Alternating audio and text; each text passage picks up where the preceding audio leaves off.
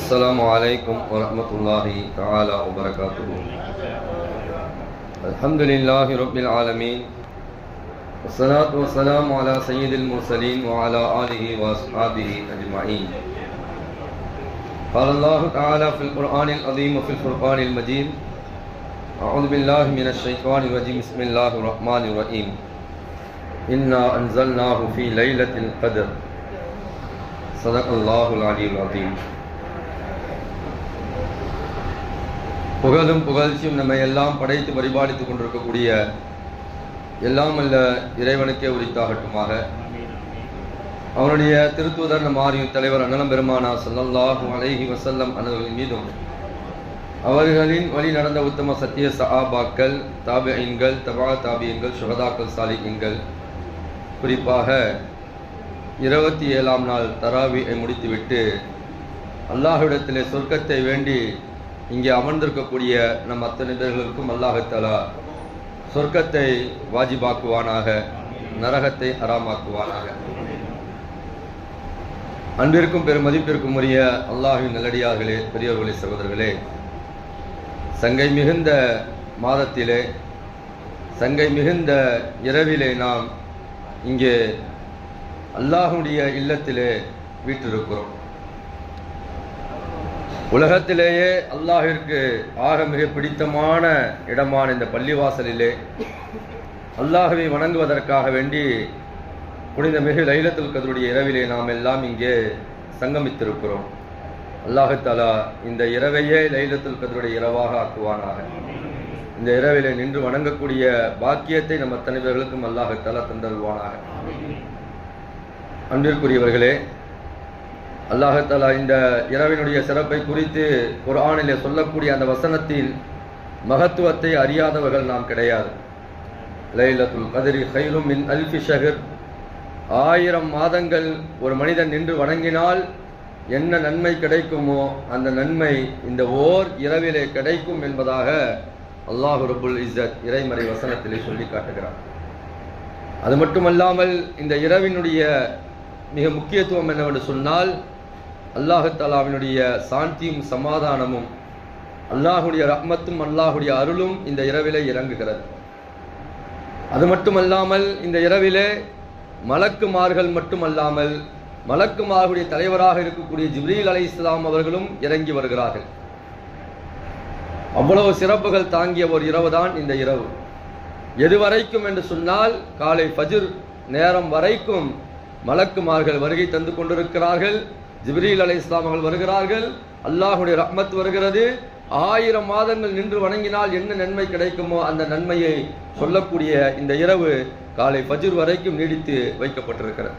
வாய்ப்புகள் நமக்கு இன்னும் இருக்கிறது. அதனால் பயானை ரொம்ப நீட்டி நம்முடைய அமல்களை எல்லாம் நான் குறைக்க விரும்பவில்லை. சுருக்கமாக இன்றைக்கு நமக்கு தேவையான சில விஷயங்களை மட்டும் நான் உங்களோடு பகிர்ந்து கொள்ள ஆசைப்படுகிறேன். அன்புமிக்கவர்களே, அருமையான ஒரு இரவு, அற்புதமான ஒரு இரவு. இந்த இரவிலே நின்று வணங்கினால் 1000 மாதங்கள் செய்த நன்மையை எப்படி அல்லாஹ் தருகிறானோ, 83 வருடங்கள் செய்த நன்மையை அல்லாஹ் தஆலா தருகிறான். அது மட்டுமல்லாமல் ரசூலுல்லாஹி ஸல்லல்லாஹு அலைஹி வஸல்லம் ஹதீஸிலே சொல்கிறார்கள், மன் காம லைலத்துல் கத்ரி ஈமானன் வ இஹ்திசாபன். முழுமையான நம்பிக்கையோடு அல்லாஹ்விடத்திலே நன்மையை எதிர்பார்த்தவராக எவர் ஒருவர் இந்த இரவிலே நின்று வணங்குகிறாரோ அவருடைய முன் சென்ற பாவங்கள் அத்தனையும் அல்லாஹ் தஆலா மன்னித்து விடுகிறான் என்பதாக அருமை நாயகம் ஸல்லல்லாஹு அலைஹி வஸல்லம் சொன்னார். எவ்வளவு சிறப்புகள்! ரமலான் மாதம் என்றாலே அவ்வளவு சிறப்புகள், நிறைய சிறப்புகள் இருக்கிறது. நிறைய சிறப்புகளை தன்னுள் வைத்திருக்கக்கூடிய ஒரு மாதம் தான் இந்த ரமலானுடைய மாதம். ஹஜ்ரத் அவர்கள் பயானிலே சொன்னதை போன்று இந்த மாதத்திலே ஒரு ஃபர்லை தொழுதால் 70 நன்மை அல்லாஹ் தஆலா தருகிறான். ஒரு சுன்னத்தை தொழுதால் 70 சுன்னத்தை தொழுத நன்மை தருகிறான். வேறு மாதங்களுக்கு இந்த சிறப்பு கிடையாது. நன்மைகளை வாரி வழங்கக்கூடிய ஒரு மாதம் இது. அதே போன்று இந்த ரமலானுடைய மாதத்தில் ஒரு நோன்பாளி இன்னொரு நோன்பாளிக்கு நோன்பு திறக்க வைத்தார் என்று சொன்னால் அந்த நோன்பாளிக்கு என்ன நன்மை கிடைக்குமோ அதே நன்மை இவருக்கும் கிடைக்கும் என்பதாக அருமை நாயகம் ஸல்லல்லாஹு அலைஹி வஸல்லம் சொன்ன மாதம் தான் இந்த ரமலானுடைய மாதம். அது மட்டுமல்லாமல் இந்த ரமலானுடைய மாதத்திலே குறிப்பாக இன்றைய இரவிலே நின்று வணங்கும் போது 1000 வருடங்கள் 1000 மாதங்கள் செய்த நன்மையை அல்லாஹ் தஆலா தருகிறார். அவ்வளவு சிறப்புகளை தன்னுள் வைத்திருக்கக்கூடிய இந்த மாதத்திலே புனிதமிகு லைலத்துல் கத்ருடைய இரவிலே நாம் வீற்றிருக்கிறோம். நம்முடைய செவிகளிலே சில விஷயங்களை நாம் தாங்கிச் செல்வோம். அன்புமிக்கவர்களே, அல்லாஹ் தஆலா நமக்கு நிறைய வாய்ப்புகளை கொடுத்திருக்கிறார். அந்த வாய்ப்புகளை நாம் பயன்படுத்திக் கொள்ள வேண்டும். வாய்ப்புகளை தவறவிட்டவர் எல்லாவற்றையும் தவறவிட்டு விட்டார் என்பதாக சொல்லுவார்கள். இந்த இரவு கூட அந்த வாய்ப்பு தான். ரசூலுல்லாஹ் சொன்னாங்க, மன் ஹுரிமல் கைர குல்லு, யார் இந்த இரவின் பாக்கியத்தை தவறவிட்டு விட்டாரோ அவர் எல்லா கைறுகளையும் தவறவிட்டு விட்டார்.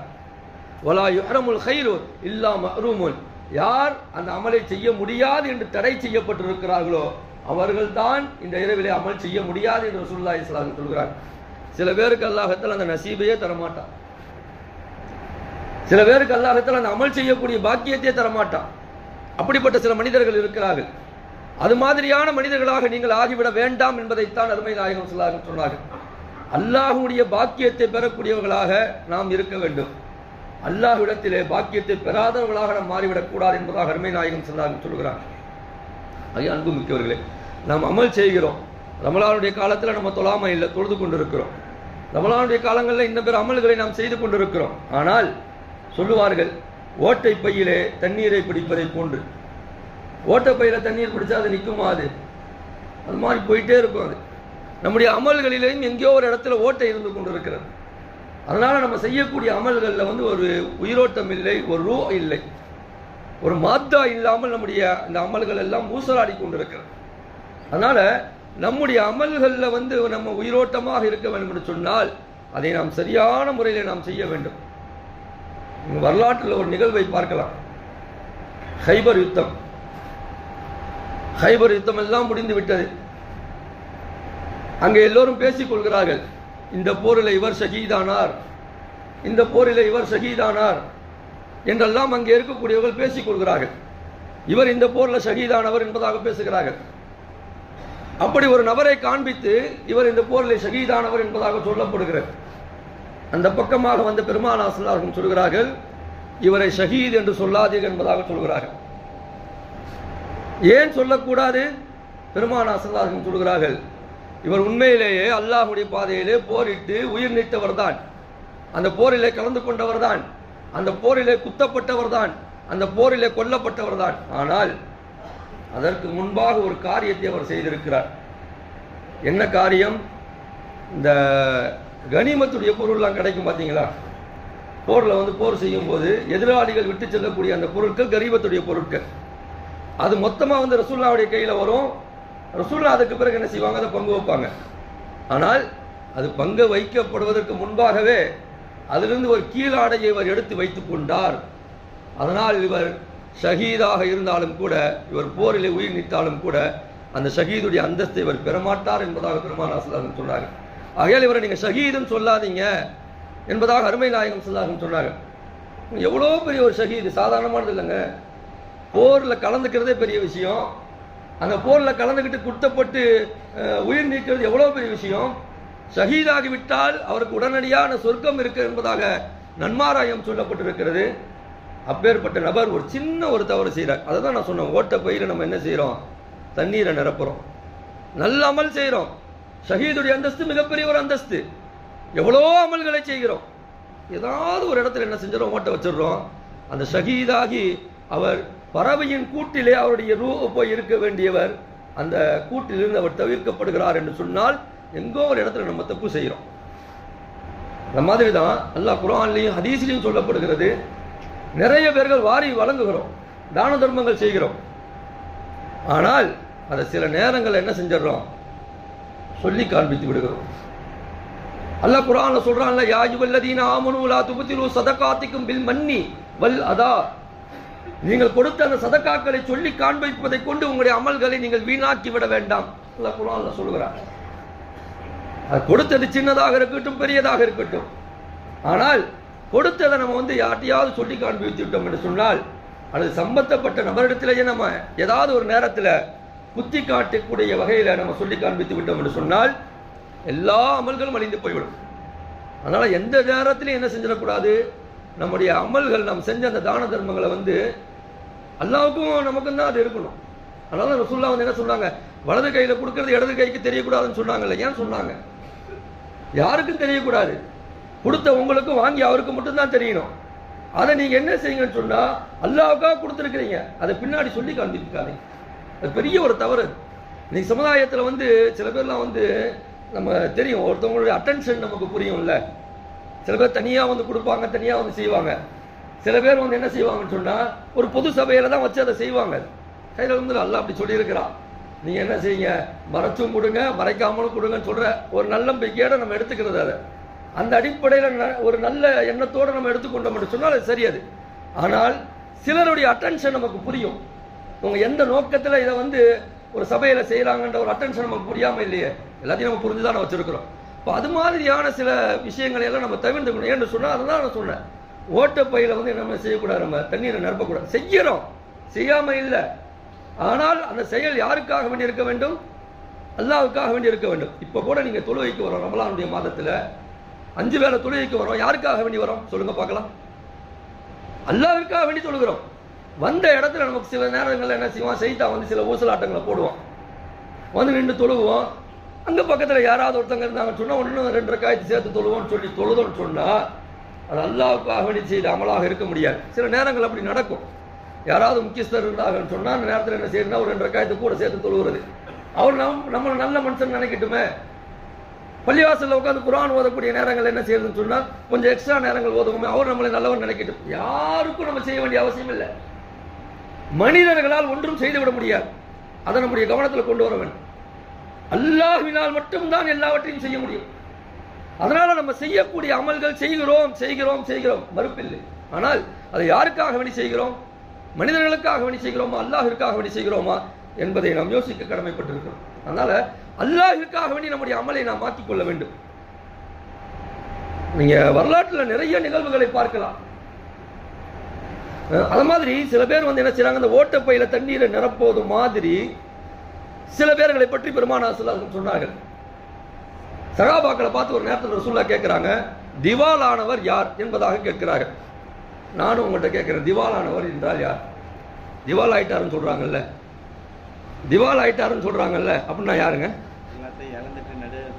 எல்லாத்தையும் இழந்துட்டு நடுவு தெருவில் நிற்கிறவர் தான் திவால் ஆயிட்டாரு. வியாபாரி அவர் கரெக்டாக தெரியும், அது கரெக்டாக சொல்றாங்க. எல்லாத்தையும் இழந்துட்டு நடுவு தெருவில் நிற்கிறவர் தான் திவாலானவர். இதை தான் ரசூலுல்லாஹ் சஹாபாக்கிட்ட கேட்குறாங்க. சஹாபாக்கள் இதை தான் சொல்றாங்க.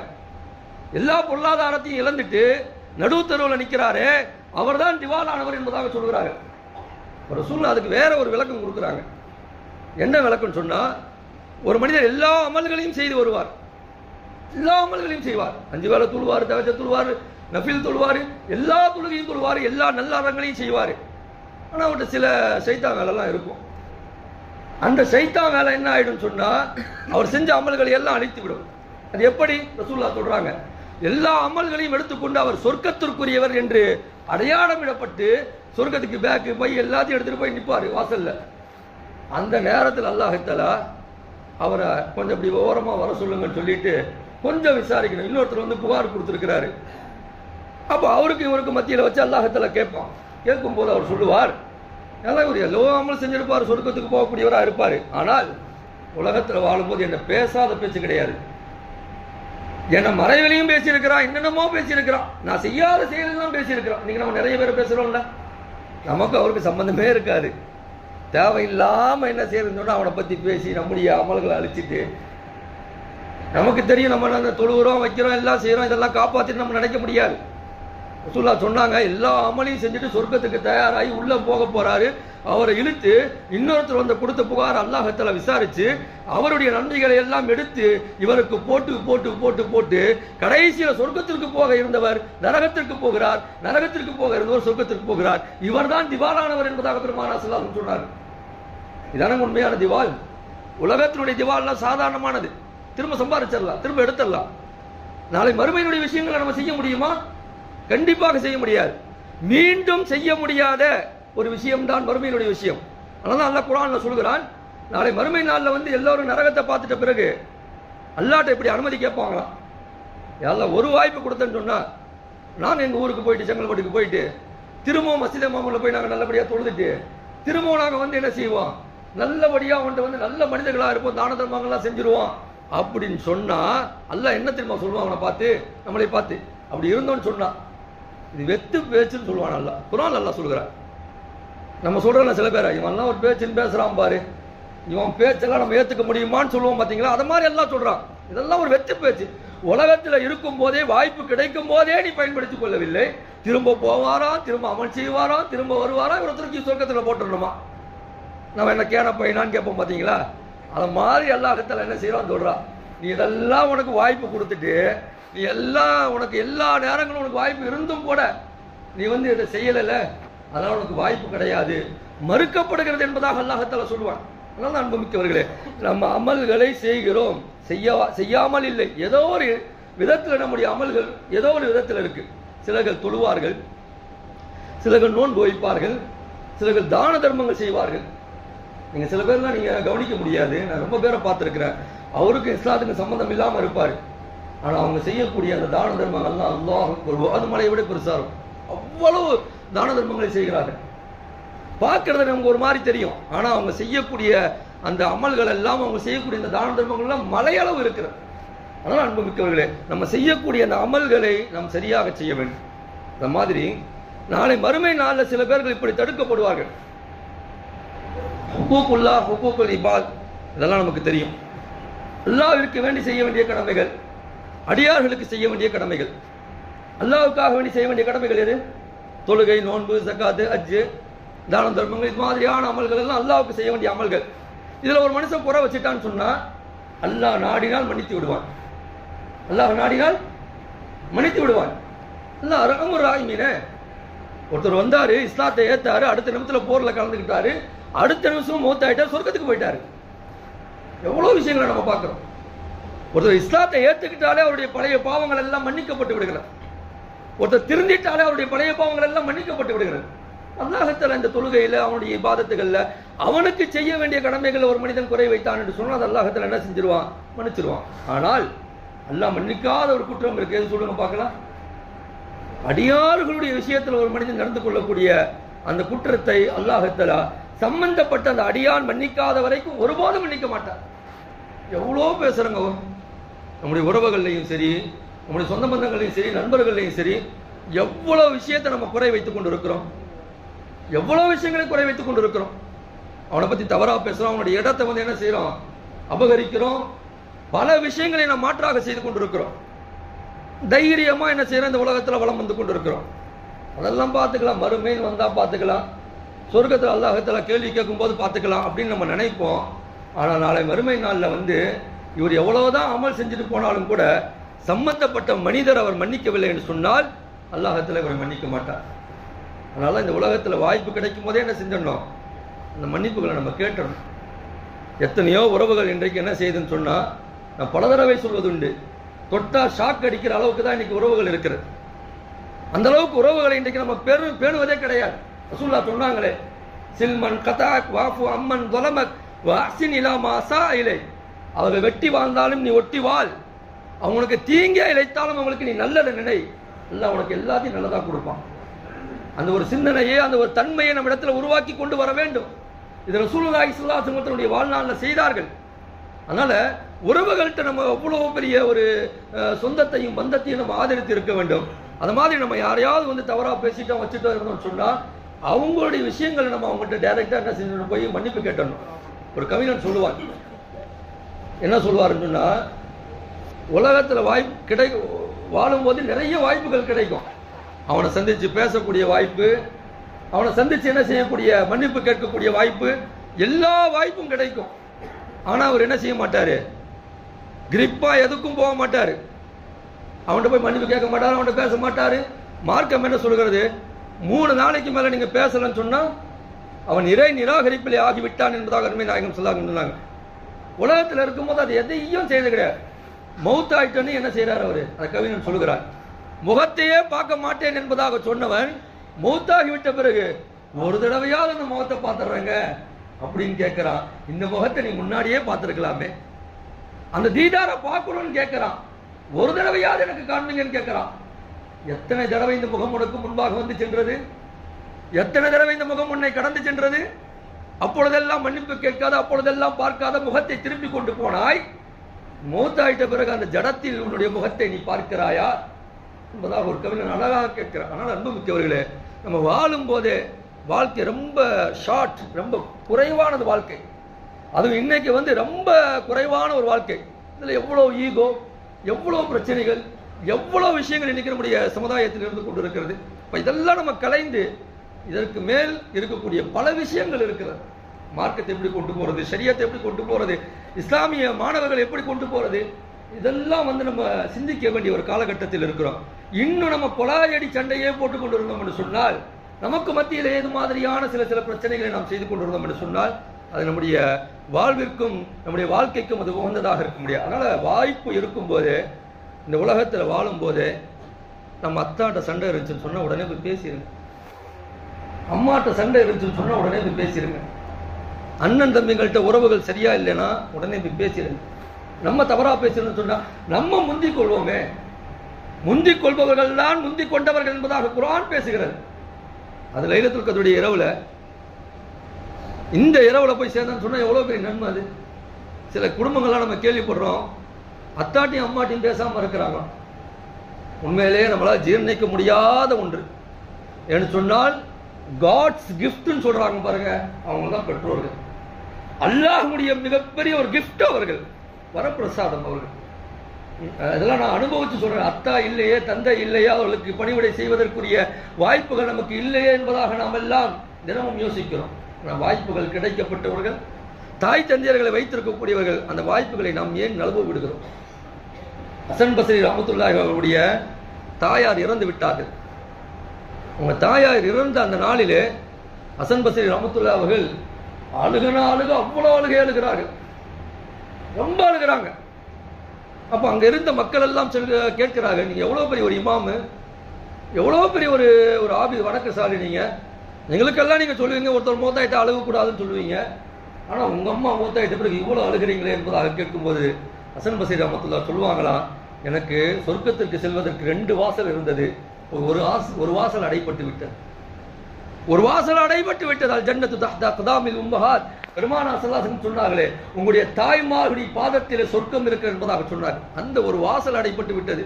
இனி நான் எப்படி அந்த வாசலை அடைவேன், அந்த வாசலை நான் எப்படி திறப்பேன் என்பதாக ஹசன் பஸ்ரி ரஹ்மத்துல்லாஹி அவர்கள் சொல்வார்களாம். அன்புமிக்கவர்களே, நம்முடைய தாயுடைய காலை பிடிக்க வேண்டிய அவசியம் இல்லை. அது ஒரு உதாரணத்திற்கு சொல்லப்படுகிறது. அவங்களுக்கு செய்ய வேண்டிய பணிவிடைகளை நாம் சரியான முறையில் செய்ய வேண்டும். இன்னைக்கு நிறைய குடும்பங்களில் தாய் தந்தையர்கள் இழந்தவர்களை நீங்கள் கேட்டீர்கள் என்று சொன்னால் கண் கலங்கடிக்க செய்யப்பட்டுவிடும். அவ்வளவு இழப்புகள்.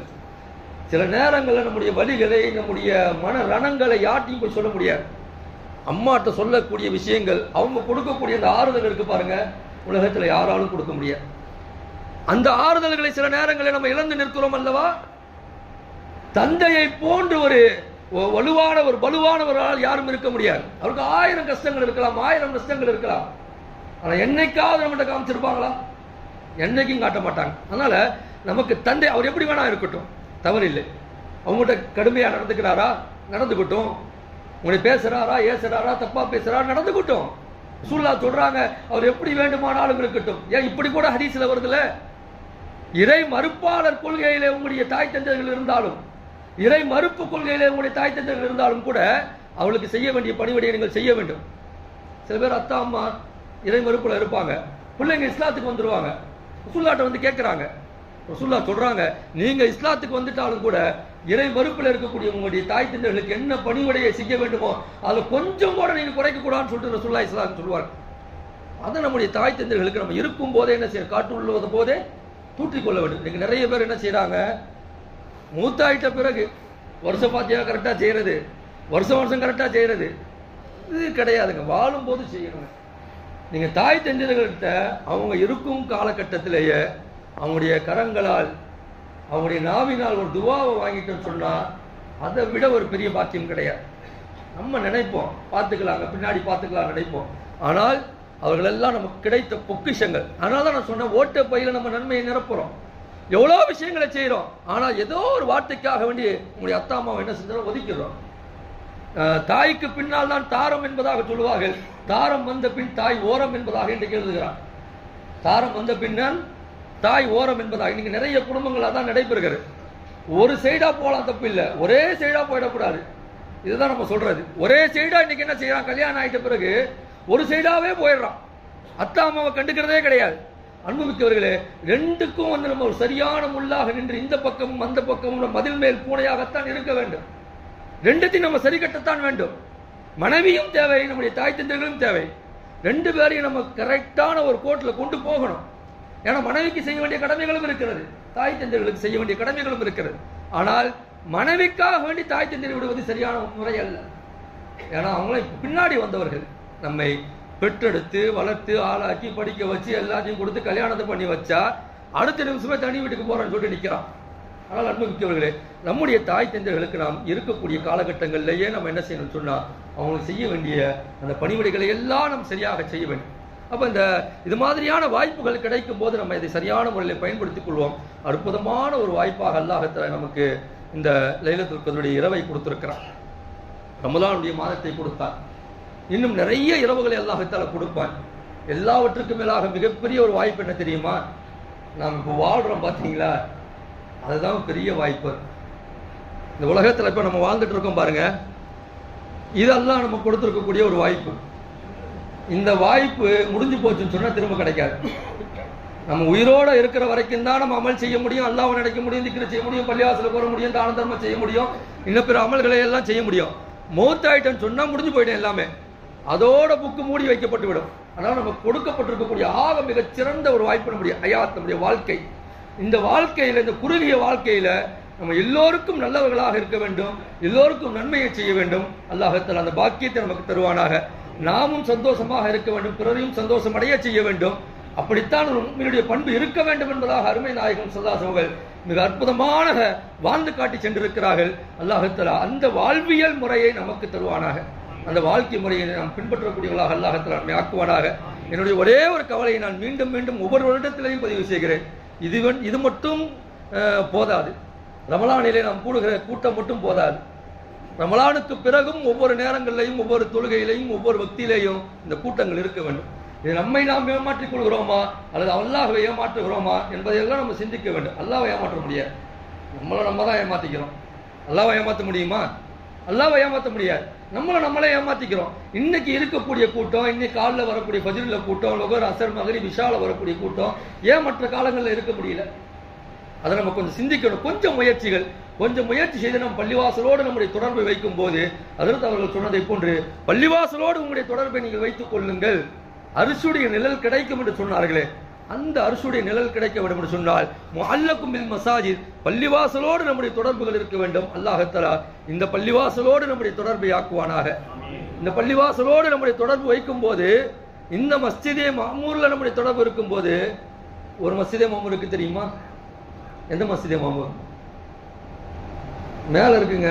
அந்த பள்ளியுடைய பேர் தான் இங்க வைக்கப்பட்டிருக்குது. இந்த பள்ளிக்கு காபத்துல்லாவுக்கு நேரா இருக்கு பாருங்க, வானத்துல நேரா காபத்துல்லால அப்படியே ஸ்ட்ரெயிட்டா போனீங்கன்னா எண்டு வந்து மஸ்ஜிதே மாமூர் பள்ளிவாசல் தான். அந்த பள்ளிவாசல்ல ஒரு நாளைக்கு 70,000 மலக்குமார்கள் தொழுவார்கள். எந்த பள்ளிவாசல்ல? அந்த பள்ளிவாசல்ல. ஏன் சொல்றேன்னு சொன்னா, அந்த மாதிரி இந்த பள்ளிவாசலில் தொழுகணும்னு சொல்றேன் நான்.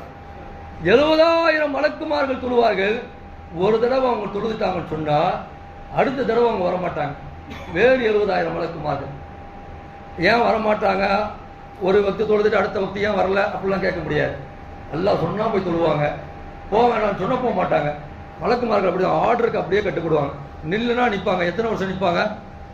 எத்தனை வருஷம் வேணுமானா நிற்பாங்க. நம்மளால நிற்க முடியுமா? நிற்க முடியாது. 1000 வருஷம் கூட நிற்பாங்க. எல்லாம் அவங்களுக்கு கொடுத்துருக்கக்கூடிய ஒரு சிப்பத்து அது. அந்த மஸ்ஜிதே மாமூல தினமும் 70,000 மலக்குமார்கள் தினமும் வந்து தொழுதுட்டு போறாங்க. இந்த மஸ்ஜிதே மாமூல இன்ஷா அல்லாஹ் தொழுகலாமா? சில கண்டிப்பா. அதற்காக வேண்டிதாங்க இவ்வளவு பெரிய பிரயாத்தனம் செய்யப்பட்டு கட்டப்பட்டு, இவ்வளவு குளுமையான ஏசிகள் போடப்பட்டு, இவ்வளவு அழகான விரிப்புகள் விரிக்கப்பட்டு, ஏன் நமக்கு இந்த ஏற்பாடுகள் எல்லாம் செய்யப்படுகிறது சொன்னால், நம்ம பள்ளிவாசலுக்கு வரணும் தானே செய்யப்படுகிறது. பள்ளிவாசலை வந்து பெருசா கட்டுறது பெருசு இல்லை, அங்க வந்து தொழுகிறது தான் பெருசு. அதை நம்முடைய சிந்தனையில் நம்ம கொண்டு வர வேண்டும். நிறைய வியாபாரிகள் நம்ம இந்த பள்ளிவாசலை சுற்றி நாம் இருக்கிறோம். நம்முடைய வியாபாரத்தினுடைய அந்த இடையிலேயே நம் இந்த பள்ளிவாசலோடு நம்முடைய தொடர்பை வைக்கும் போது அல்லாஹ் அந்த வியாபாரத்தில் பறக்க செய்வான். கண்டிப்பா அல்லாஹ் பறக்க செய்வான். நம்ம நினைக்கிறோம் வியாபாரத்தை விட்டு வந்தா கண்டிப்பா போகாதுங்க, கண்டிப்பா போகாது.